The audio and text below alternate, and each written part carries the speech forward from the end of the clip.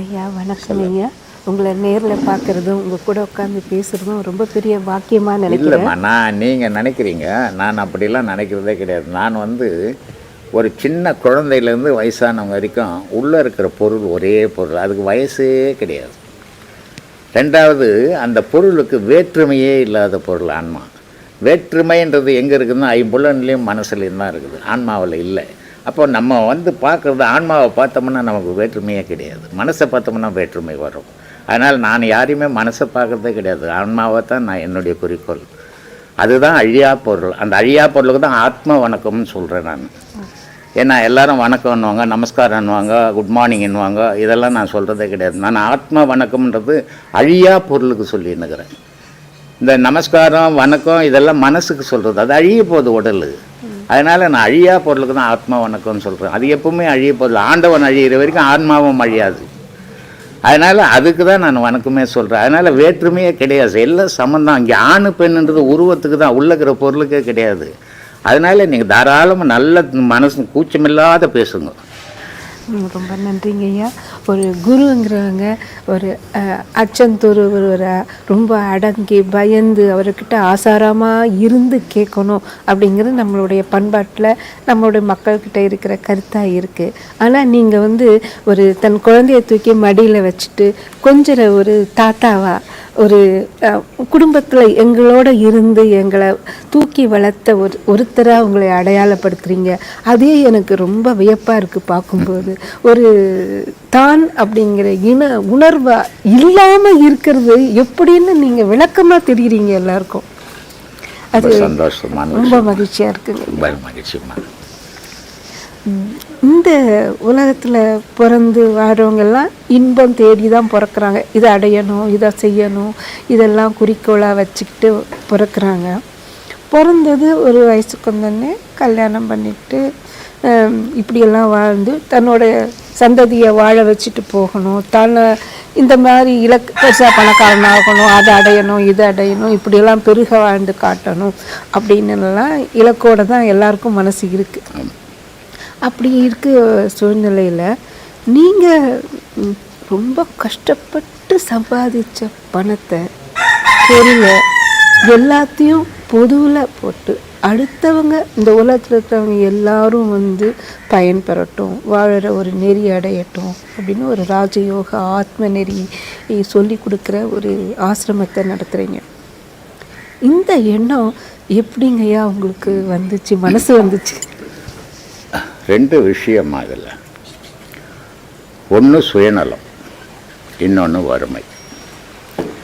இந்த இளமையில் நான் பட்ட பாடு, நான் பட்ட கஷ்டங்கள், இது எனக்கு மட்டுமே கஷ்டம் வந்தது அப்படின்னு நான் நினச்சி பார்க்கறதில்ல. இந்த கஷ்டங்கள் ஒவ்வொருத்தருக்குமே இருக்குது.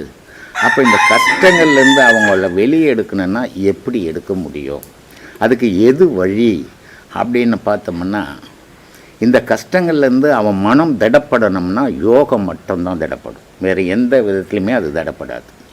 எத்தனை கோடி கொட்டினாலும் திடப்படாது, எவ்வளோ ஏழ்மை வந்தாலும் திடப்படாது. ஆனால் திடப்படுற மனம் எப்போ திடப்படுது மனுஷனுக்குன்னா, அவனுடைய மூச்சு அவனுக்குள்ளவே நின்று அவனை சிந்திக்கும் போது அவன் மனம் திடப்பட்டு போகுது. அந்த திடப்படுறதுக்காக தான் நான் பட்ட கஷ்டங்கள் இது ஒவ்வொருத்தருக்குமே இருக்குது. அதை அவங்களுக்கு விளக்கணும். எல்லாருக்கும் விளக்கிட முடியாது, ஆனால் முடிஞ்ச அளவுக்கு விளக்கி பார்ப்போம் அப்படின்ற ஒரு முயற்சி தான் இந்த முயற்சி. ஆனால் இதில் ஒரு சுயநலமும் இருக்குது எனக்கு.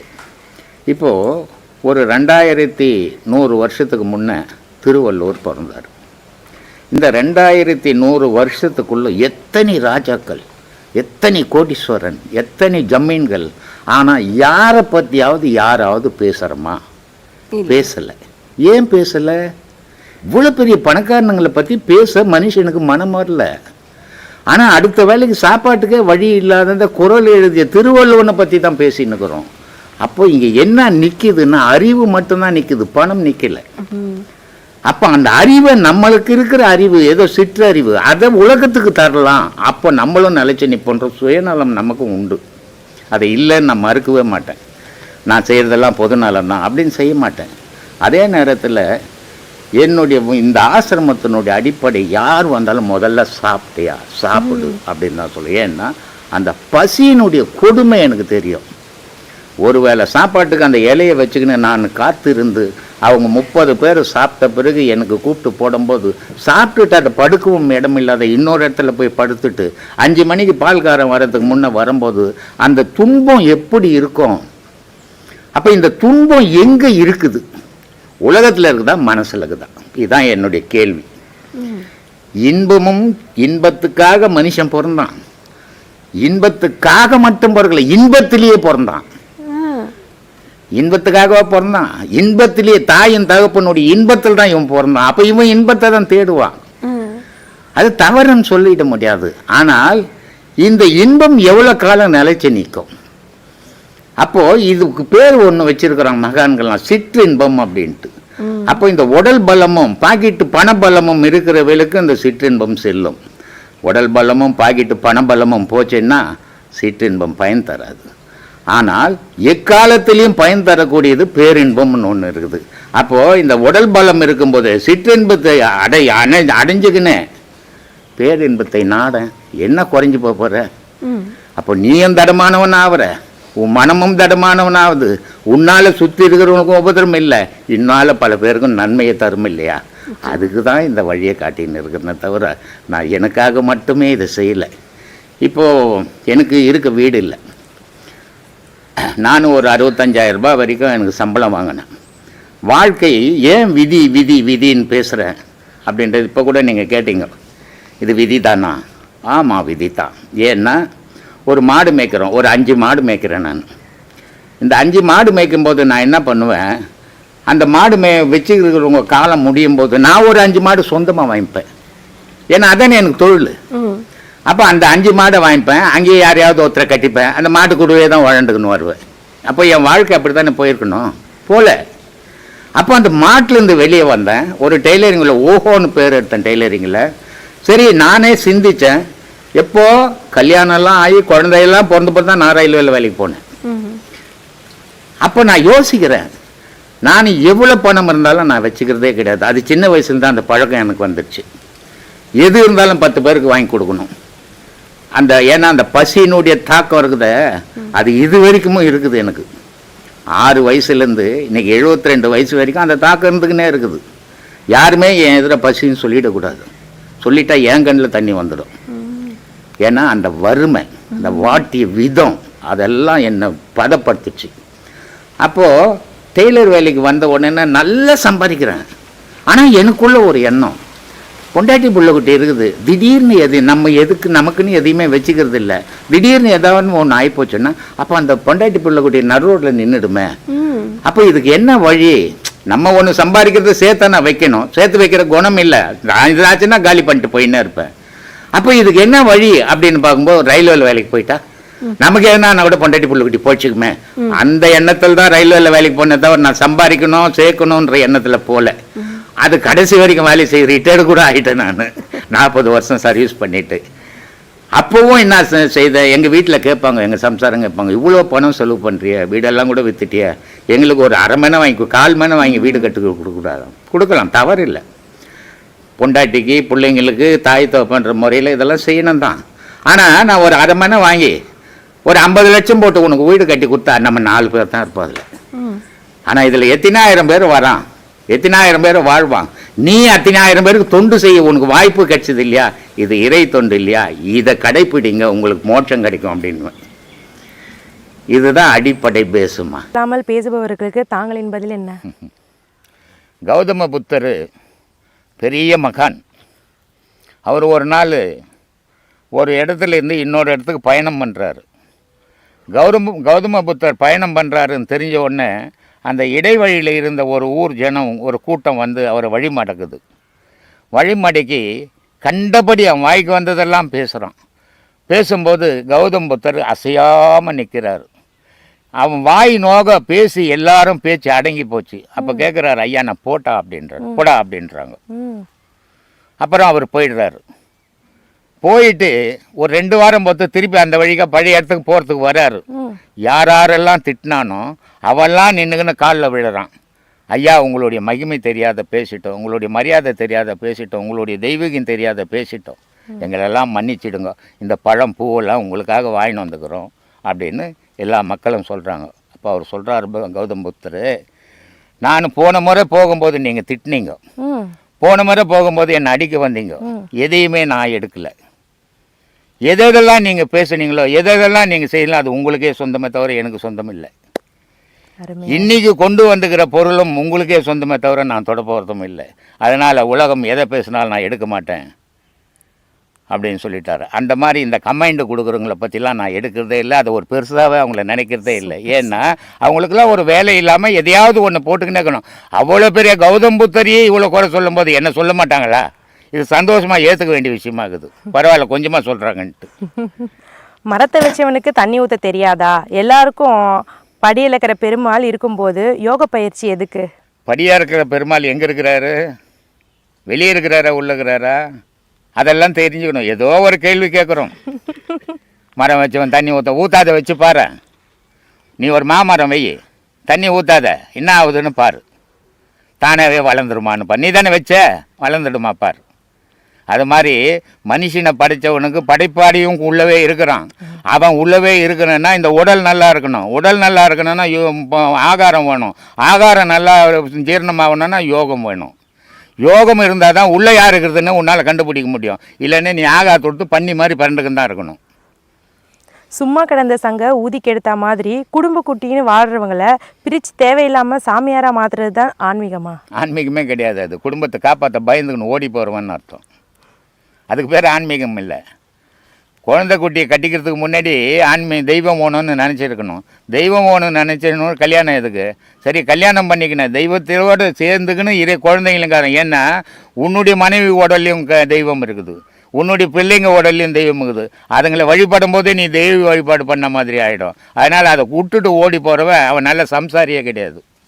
இத்தனை மதங்கள் கடவுள் செய்ய முடியாத போது மாய உலக வாழ்க்கையில் வாழறவங்க கிட்ட நீங்கள் மட்டும் என்ன மாற்றத்தை கொண்டு வர முடியும்? ஒன்றும் கண்ணமே முடியாது. சொல்ல வேண்டியது தான் மனுஷன். உங்களுடைய தாய் தப்பன் நீங்கள் பிறக்கிறதுக்கு முன்னாடி உங்களுக்கு ஒரு தாய் தப்பு இருப்பார்.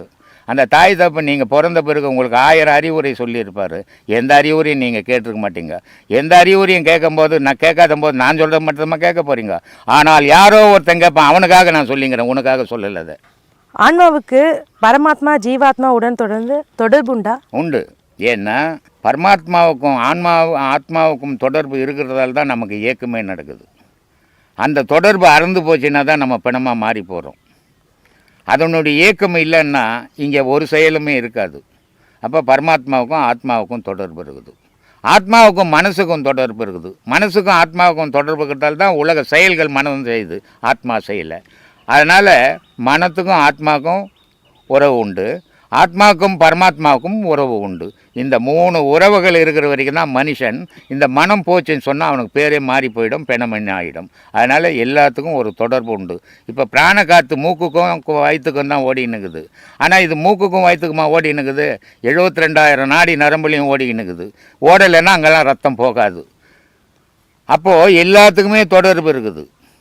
ஆனால் அந்த தொடர்புகளை நம்ம அறியாமல் இருக்கிறோம். அறிகிறவன் தான் யோகி ஞானி, அறியாதவன் அஞ்ஞானி.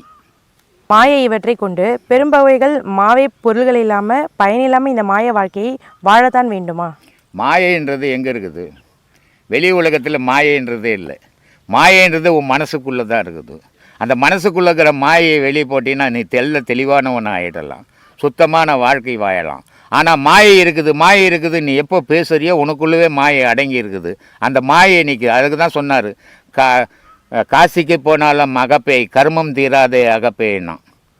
நீ காசிக்கு போய் 100 வாட்டி முழுவினா கூட உன்னுடைய கர்மம் போவாதுடா. ஏன்னா மனசில் மாயைன்ற பிசாசை வச்சுக்கிறடான்னு. அந்த பிசாசை சுதுக்கி வெளியே போட்டுட்டு போனால் தான் உனக்கு மோட்சம் கிடைக்கணும். அப்போது மாயைன்றது வெளி உலகத்திலேயே இல்லை. வெளி உலகத்தில் இருந்தால் உனக்கு இருக்கிற மாயை இன்னொருத்தனுக்கு கோடீஸ்வரனுக்கு இருக்கும், உனக்கு இருக்கிற மாயை இன்னொருத்தனுக்கு இருக்கும். ஆனால் உனக்கு மட்டும் மாயை எப்படி வந்து உன் மனசுக்குள்ளவே இருக்குது, அது செயல் புரியுது. நீ மாயையே நம்பிக்கிற, தெய்வத்தை நம்பு, மாயை வெளியே போயிடும். இவ்வுலக வாழ்க்கையை சும்மா இருந்த வேடிக்கை பார்த்து செல்வது தான் சித்தர்கள் கூறும் சுகமா? அப்படி சும்மா இருந்து வேடிக்கை பார்த்துட்டு அவங்க போயிருந்தாங்கன்னா இன்றைக்கி கடவுள்னு ஒன்று சொல்கிறதுக்கு நீ இருந்திருக்க மாட்டேன். முதல்ல அவங்க சும்மா இல்லாமல் எல்லாத்தையும் தேடி அறிஞ்சு உணர்ந்து தெளிஞ்சு நமக்கு கொடுத்துருக்குறாங்க. இதை தான் நம்ம செய்துன்னு இருக்கிறோம். அவங்க இல்லைன்னா நமக்கு இது எதுவுமே தெரிஞ்சிருக்காது. அதனால் சித்தர்கள் மனிதர்கிட்ட உறவாடலை. ஆனால் தனித்து இருந்து இறைவனுக்கும் மக்களுக்கும் என்ன தொடர்புன்னு ஆராய்ஞ்சாவன். ஆராய்ஞ்சு அந்த உண்மைகளை தான் நமக்கு சொல்லி கோயில் குளங்கள்லாம் கட்டி வச்சுக்குது. இந்த கோவிலுக்கு போகிறதால சாமி என்ன கொடுப்பாருன்னா ஒன்றும் கொடுக்க மாட்டார். ஏழை போனாலும் ஏழையாக தான் வரணும், பணக்காரன் போனாலும் பணக்காரனாக தான் வரணும். ஆனால் அங்கே போய் வருவதால் அவனுக்கு ஒரு மன நிம்மதி, ஒரு மன நிறைவு. அப்போ அவன் மன நிம்மதியோடவும் ஒரு மன நிறைவோடு வாழணும்னா கோவில் வேணும். அங்கே சாமி கொடுக்குதா வாங்குதான்ற பிரச்சனையே இல்லை. அதுக்காக சித்தர்கள் கட்டி வச்சான். இல்லைன்னா இவன் காட்டு மிராண்டி போய் மாதிரி ஆகியிருப்பான், ஆதி மனித மாதிரி இருந்திருப்பான். இதெல்லாம் வச்சு தொட்டு தான் மனிதனாகவே வாழ்ந்துன்னுக்கிறான் இன்னி உலகத்தில்.